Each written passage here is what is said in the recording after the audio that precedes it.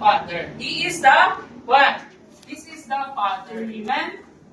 What is the Father? He is the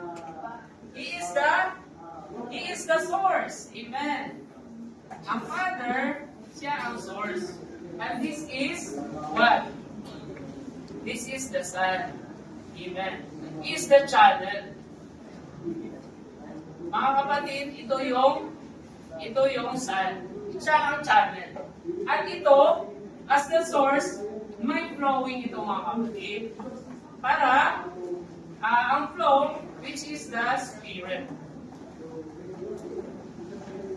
Ang Spirit dito, nag-signify siya sa life juice. Di ba? Sa bride. Ito, illustration lang to, kung palagi tayong nag-iigib ng tubig, paano mo matatamasa yung Espiritu kung hindi ka iinom, di ba?